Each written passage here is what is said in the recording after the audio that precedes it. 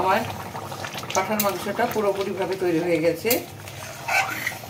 প্রথমে ফোড়নের জন্য গোটা গরম মশলা নিয়েছি, ছোট এলাচ, দারচিনি, লবঙ্গ, আর হলুদ নিয়েছি, জিরে, লঙ্কা, আদা রসুনের বাটা, পেঁয়াজ কুচানো, সর্ষের তেল, টক দই, গরম মশলা আছে, চিনি তো আছেই। এখানে মাংস আছে, 750 গ্রাম মাংস আছে। সেইভাবে আমি বানাচ্ছি। প্রথমে আলুটা ভাজার জন্য কড়াইতে তেল দিয়ে দিচ্ছি।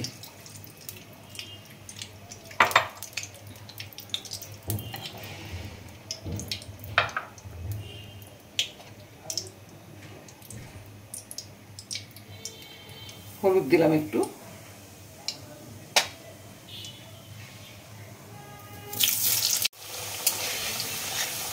আলুটা আমার ভাজা হয়ে গেছে, এইভাবে ভেজে নিয়েছি। এবারে দিচ্ছি গোটা গরম মশলা,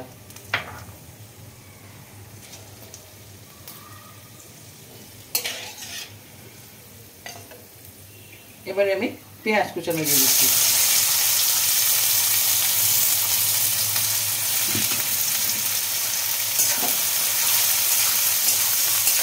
পেঁয়াজটা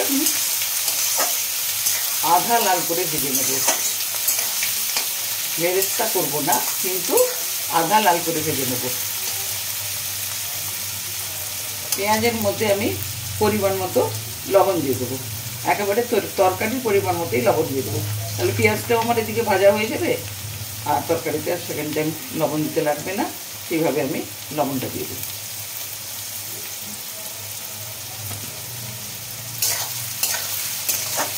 ভাজা হতে থাকে।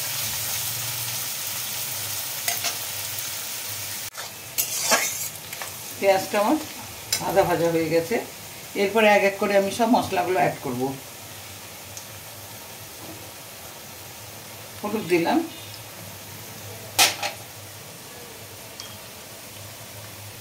মশলার থালাটা একটু কাছের দিকে নিয়ে নিই, তাহলে সুবিধা হবে।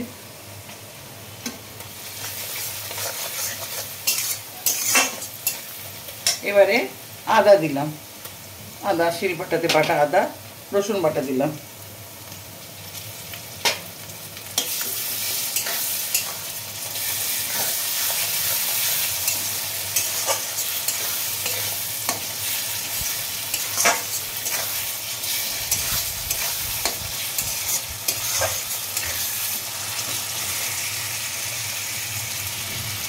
জিরে গুঁড়ো দিলাম,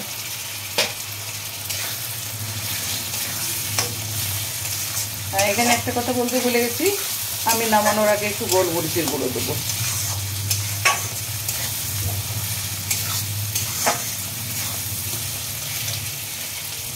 লঙ্কার গুঁড়ো দিলাম, হলুদ দিয়ে দিচ্ছি,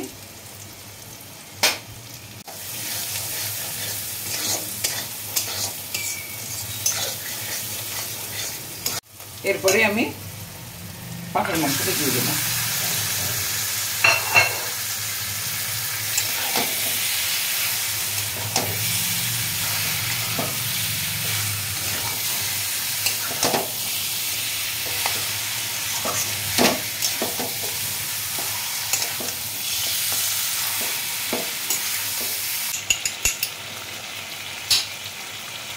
টক দইটা ফেটে দিয়ে দিলাম,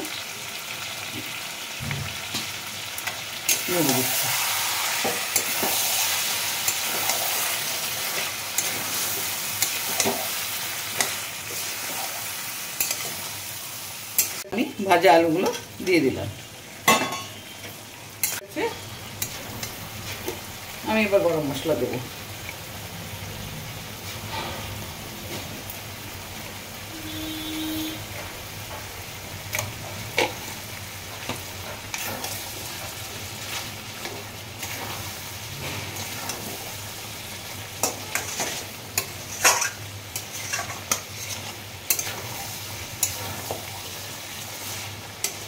এবারে জল দিয়ে দেবো।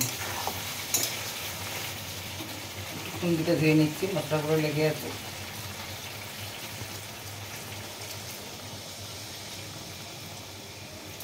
আলুটা আর মাংসটা সেদ্ধ সেই মতো, আগেই বলেছি পাতলা ঝোল করব। বাইরে খুব বৃষ্টি হচ্ছে।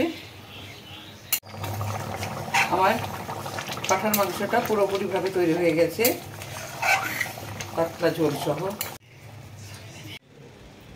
তো বন্ধুরা, আজ আমার উপস্থাপনা ছিল পাঁঠার মাংসের পাতলা ঝোল।